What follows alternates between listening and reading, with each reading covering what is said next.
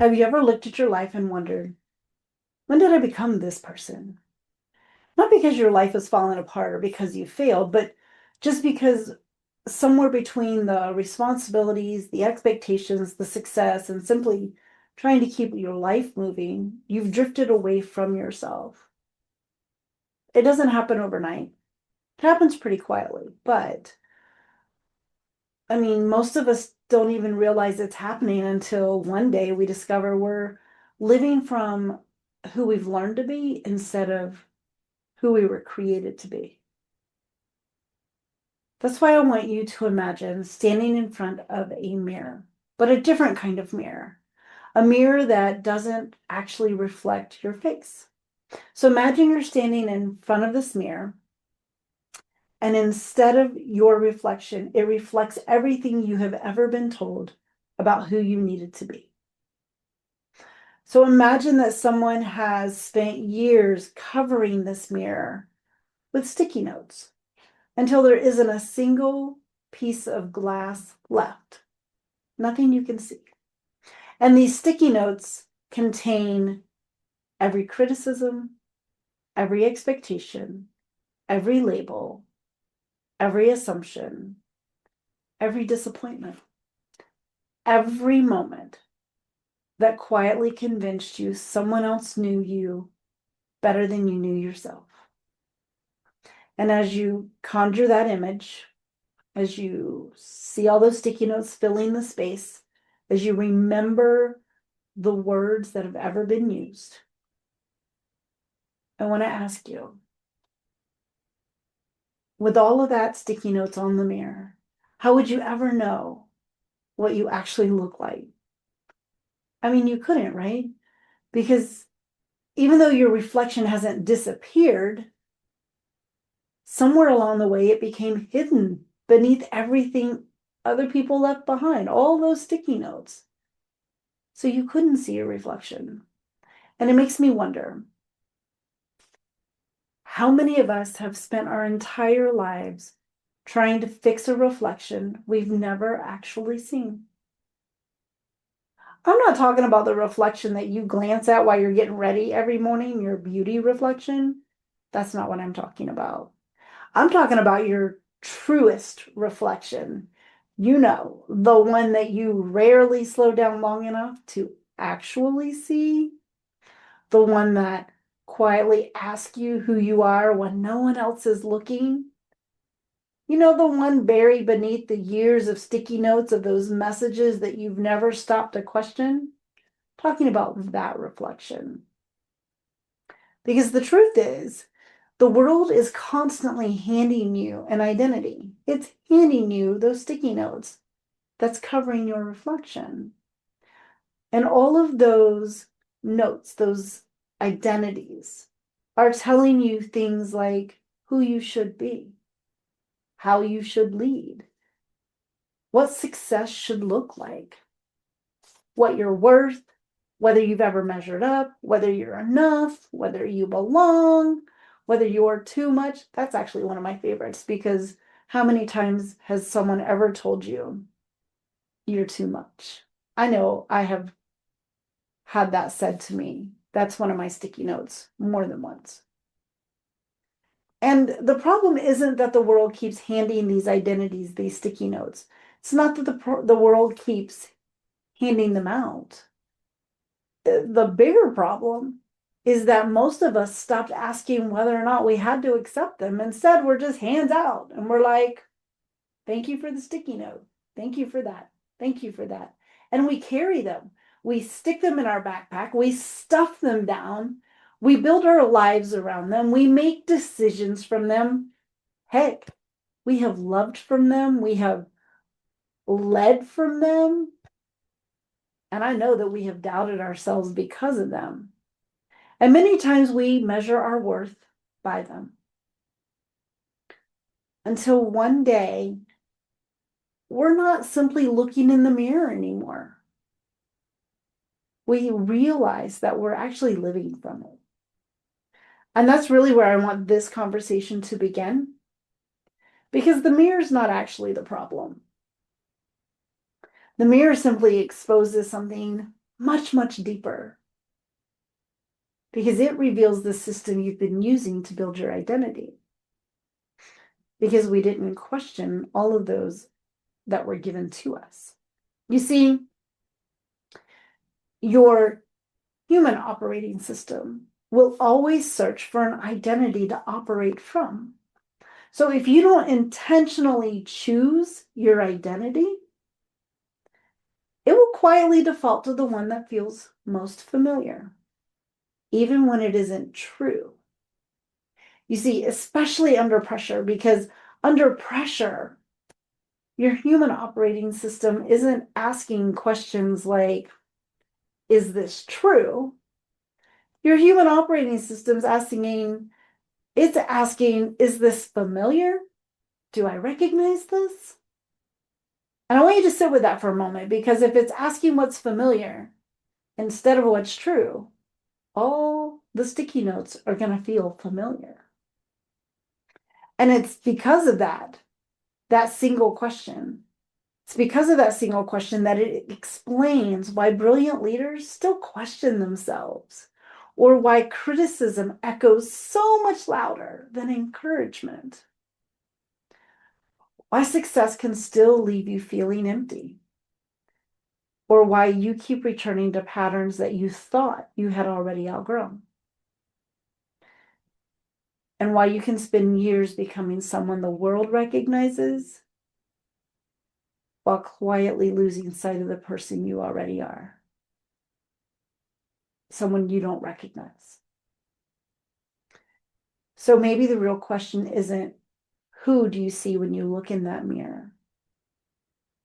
Maybe the real question is, whose reflection has your human operating system learned to trust?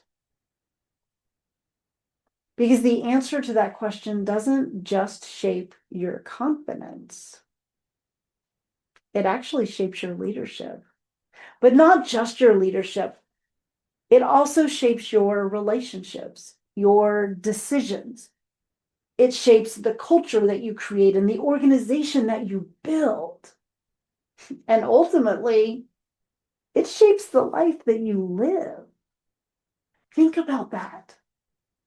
Because I don't think we're really talking enough about it. I don't think we're talking enough about who we believe we are versus who we are. And you see, because we're not talking about it, those sticky notes don't just stay on the mirror. Eventually, they make their way inside of you. They get inside your heart and your mind. They get inside the way you move through every moment of every day. And I know many of you are saying, well, how is that? Because they're just words, right? Yes, they are just words. They start out as just words, as just a sticky note that multiplies. Because at first it's just a comment here or there, a criticism here or there, a disappointment, someone else's expectation, a comparison, or one moment that stung more than anyone realized. So you're right, they're just words. And by themselves, they really don't seem all that significant. So that's why it's easy to discard that.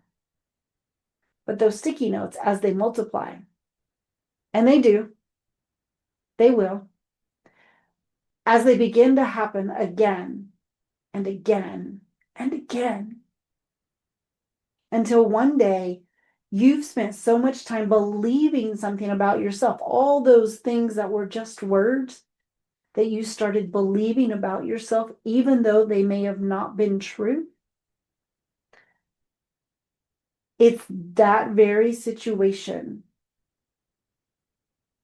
that creates your internal critic. That's how the internal critic is born. You see, it isn't born because something's wrong with you. It's actually the opposite.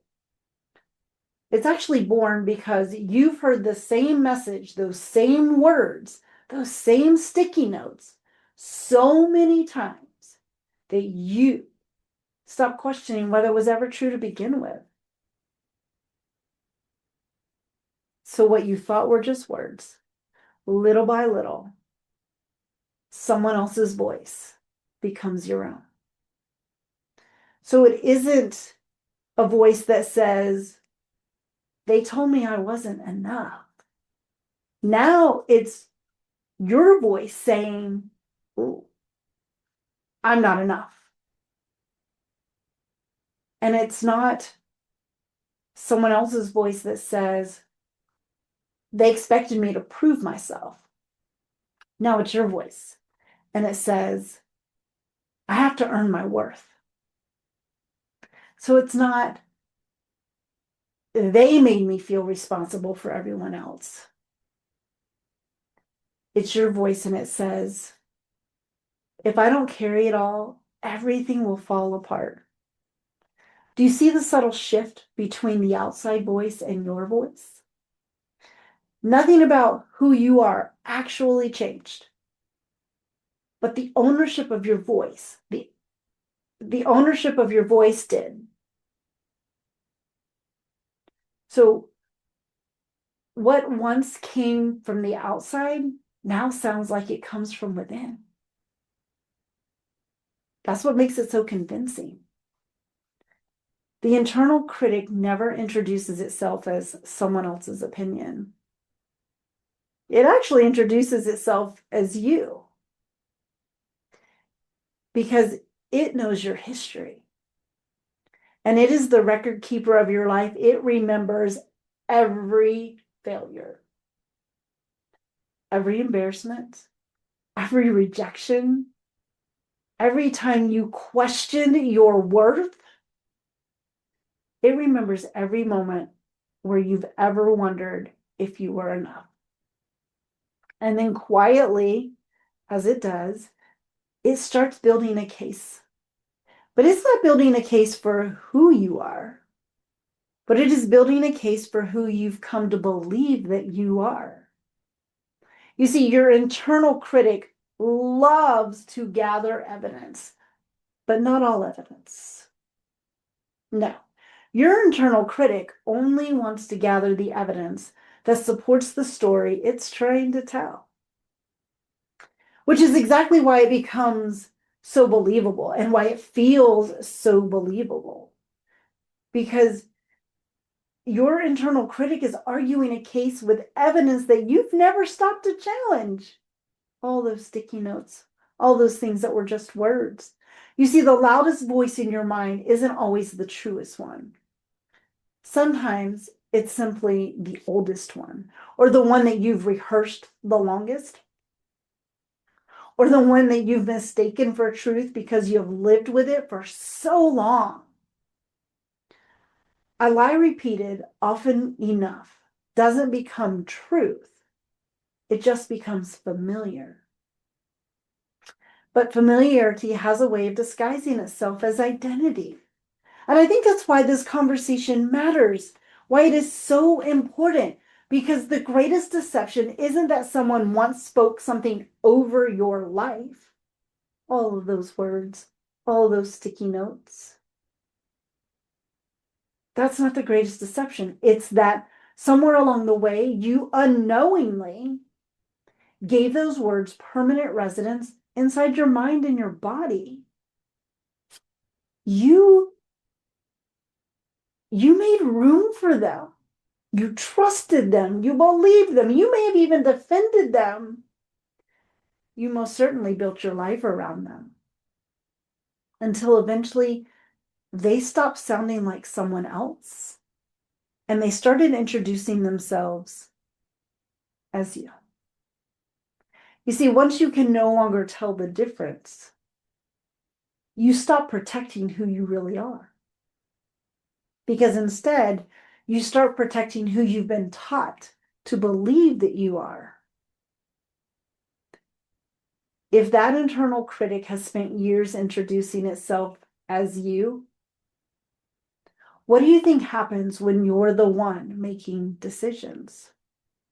Think about that. Because your internal critic doesn't stay inside your head, sitting right here on your shoulder, sitting right here, everywhere you go. You see, it doesn't stay inside your head. Instead, it walks into every meeting with you. It sits at the conference table right beside you.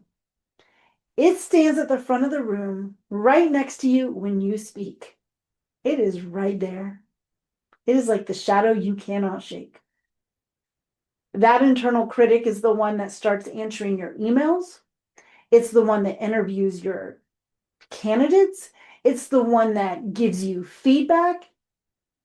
It's the one that avoids the conflict, but it is also the one that will well over explain. Your internal critic will apologize when it didn't need to. Sometimes it'll stay silent when it should have spoken up. Or this one, it speaks louder than everyone else because underneath the volume is a desperate need to be heard. So you see, many times we think leadership begins with strategy or communication or influence. And they all have their place within leadership for sure. But I don't think that's where it begins. You see, I think leadership begins with your identity. Because every decision you make has already passed through the story that you believe about yourself. I mean, think about that. Think about how much power you give your internal critic if every decision you make has already passed through the story that you believe about yourself. So before a decision ever reaches your calendar, before it reaches your team, or before it affects your organization, it first passes through that question. So it passes through a question that you may not even realize you're asking. And that question is, who do I have to be right now? And when you ask that question, who do I have to be right now? If your answer is, oh, I have to prove myself, you're going to lead differently from that. If your answer is, I can't let anyone see me fail, you're going to lead differently. If your answer is, everything depends on me, you're going to lead differently. It's not because everything actually depends on you, but because you've accepted responsibility that was never yours to carry. So, the strategy may look sound. The decisions may even work in the moment, right? But the identity driving it is quietly shaping everything beneath the surface. This is why two leaders can make the same decision. Have you ever thought about that? Or have you ever been in this experience before? Two leaders making the same decision, but they are creating two very completely different cultures. It's because one leader makes a decision from trust and the other from fear. So one creates ownership and the other creates dependence. That means that one builds leaders and the other quietly teaches people not to think without them. But from the outside, from your view, from the outside, you see two leaders making the same decision. So their behaviors can look almost identical, but they weren't born from the same place. Leadership doesn't reveal your title. Leadership reveals your identity. That's why I believe we've misunderstood leadership for so long. We have spent years teaching people how to lead. We have spent decades teaching people how to lead without ever asking who's doing the leading. Because if the internal critic is still sitting in the leader's chair, it doesn't matter how many books you read. It doesn't matter how many certifications that you earn. It doesn't matter how polished your communication becomes. If your internal critic is sitting in the leader's chair, the identity underneath your leadership will always find a way to reveal itself. Not because you're a bad leader. Because leadership always exposes what we've been operating from all along. Not eventually, it exposes it every single day. Because every decision you make introduces the architecture underneath your leadership. So if you're listening to this and you're thinking, wow, whoa, how did I not see this? It's okay, you're asking the right question. Because these patterns don't hide from us. It's just that they become us. And it's why they're so difficult to recognize. You don't question the voice that's been narrating your life for the last 20 years. And you don't stop and investigate assumptions that have become so automatic, they're like a second skin. In fact, you don't examine every decision before you make it. You just make it. You just make those decisions. You simply live from what has become so familiar. And that's exactly how your internal operating system was designed to work. It really is. I mean, its job is remarkably simple. Your operating system, your internal operating system was designed to create consistency and conserve energy, to help you move through life without having to consciously evaluate every thought, every decision, every interaction. I mean, it's really an incredible design, but here's the rub, here's the tension in all of that. While it's an incredible design, your operating system has no idea whether what it's protecting is true or just familiar. Think about it. Your operating system has no idea whether what it's protecting is true or just familiar. So if something has been repeated long enough, or if it's been reinforced often enough, or if it has become the lens through which you've interpreted your experiences, then your operating system accepts it as the safest place to begin. Not because it's true, but because it recognizes it. That's why we say pressure changes people. But I don't actually think pressure changes us. I think that pressure reveals the place our operating system returns to when there's no time left to pretend. You see, when the pressure rises, you don't rise to your intentions, you return to your conditioning. Sit with that one for a moment. When the pressure rises, you don't rise to your intentions, you return to your conditioning. Because under pressure, you don't become someone new under pressure. You actually become the person your operating system knows how to protect. And I think that's why this is such an important conversation. It's why it matters so deeply. It's why it needs to be something we're talking about more. Because if your operating system has been protecting an identity built from fear, then that fear is what quietly shapes your leadership, your relationships, your communication, your decisions. And it's not because you consciously chose fear. It's not. It's because your system learned that fear was familiar, and familiar feels safe. So your system learned that fear was familiar, and familiar feels safe, and that's where it operates from. But I need you to recognize that safe isn't always the same thing as free. Because sometimes the safest thing you've ever known is the very thing keeping you from becoming who you were created to be. So, if your operating system keeps returning to what's familiar, you might be wondering, how the heck do you begin returning to what's true? The answer isn't becoming someone new.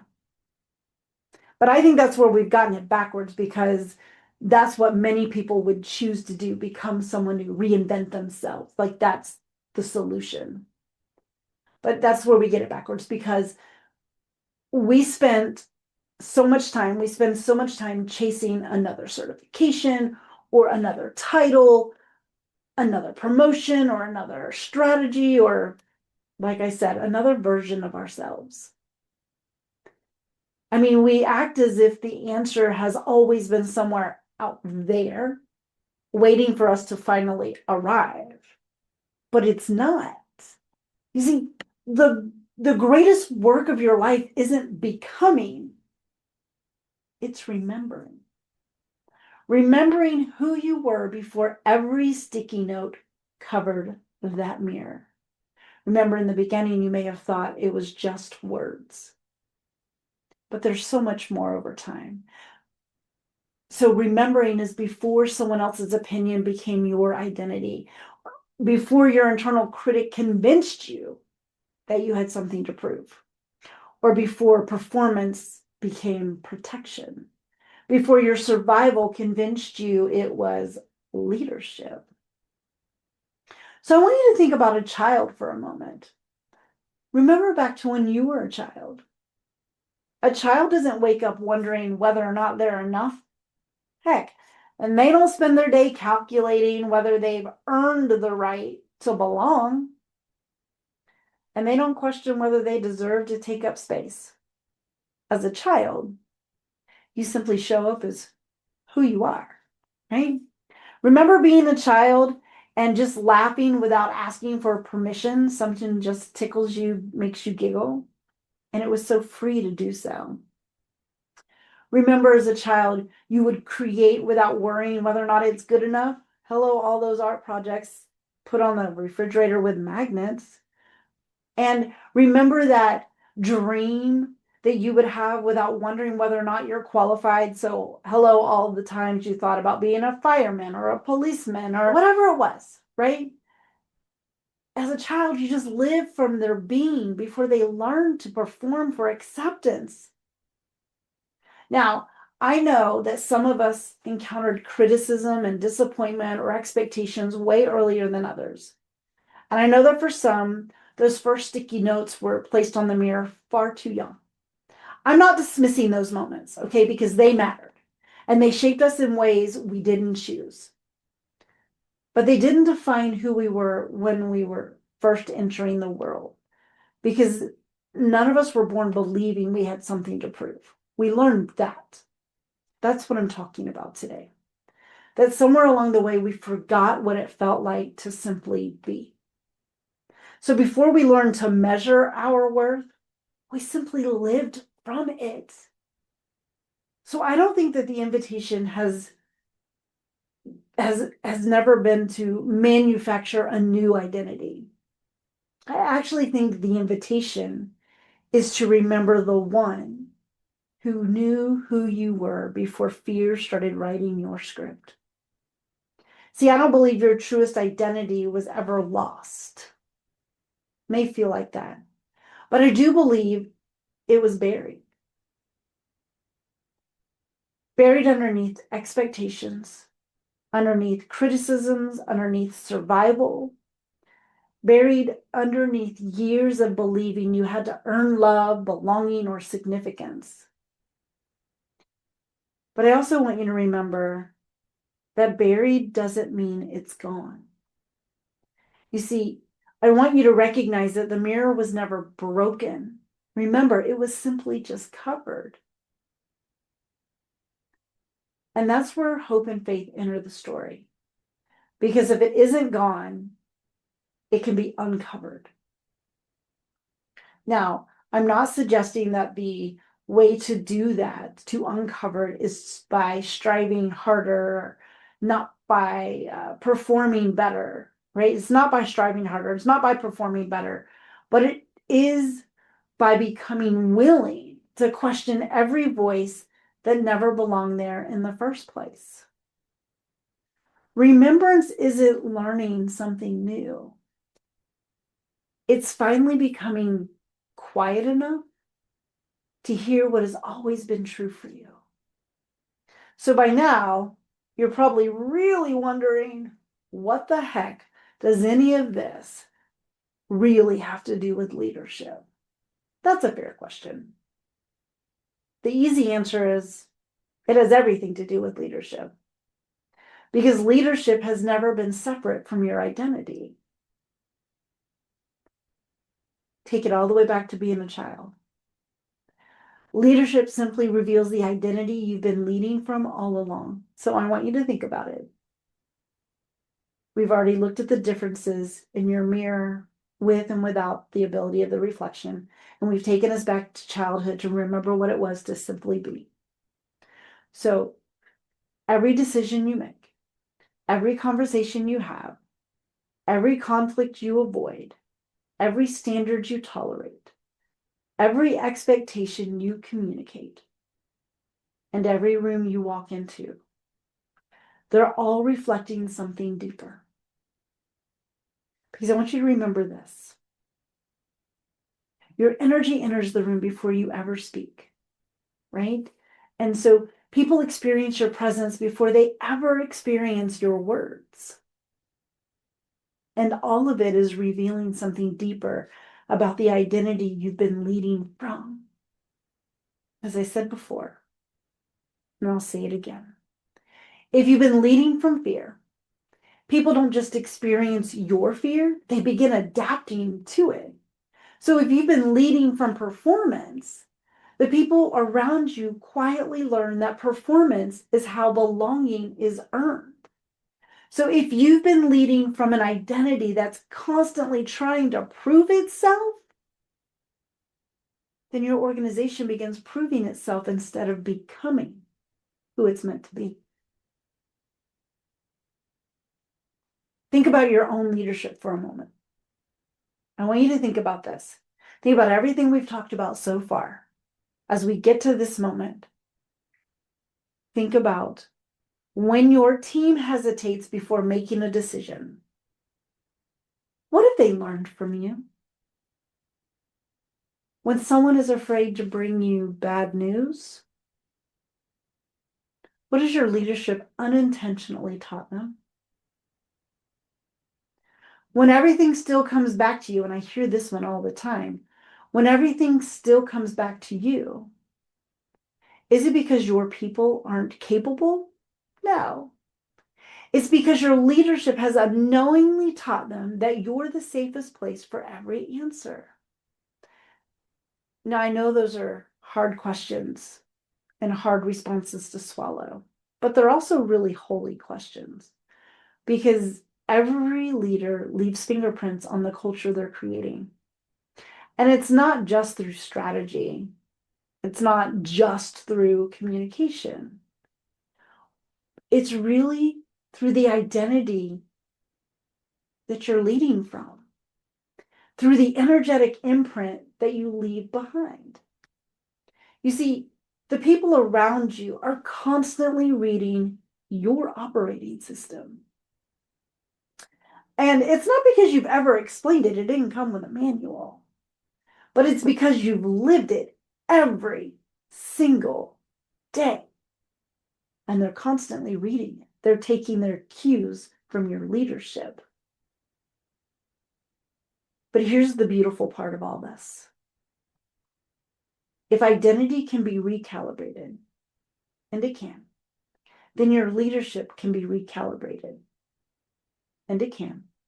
And if leadership can be recalibrated, then culture can be recalibrated, which means that every person who experiences your leadership tomorrow has the opportunity to experience something different than they experienced yesterday or today. And I think that's why this matters. It's not because you need to become a better leader. We all have room for improvement. It's not about that. We should all be striving for that. But it's because the world is waiting for the leader that you already are, right? Beneath everything that's been covering that mirror, all those sticky notes, it's time to let them go, release them, uncover who you really are. So tomorrow morning, you'll probably hear that familiar voice again. And maybe it'll tell you you're already behind. Maybe it'll tell you that you need to prove yourself one more time. Maybe it'll whisper that if you just work a little harder, carry a little more, or perform a little better, then you'll finally be enough. You see, when that voice shows up, I don't want you to argue with it. I don't want you to fight it. I just want you to pause and take a few breaths. And as you do that, I want you to ask yourself one simple question. Is this my truth? Or is this something my operating system learned to protect? That one question has the power to change everything. Because every time you stop long enough to question the voice, another sticky note comes off the mirror. Remember, every sticky note you remove changes the way you lead. I've already said it's time to pull them down, let them go, release them. Don't let them become who you are, who you believe yourself to be. Because every sticky note that you remove changes not only the way you lead, but the way you love, the way you listen,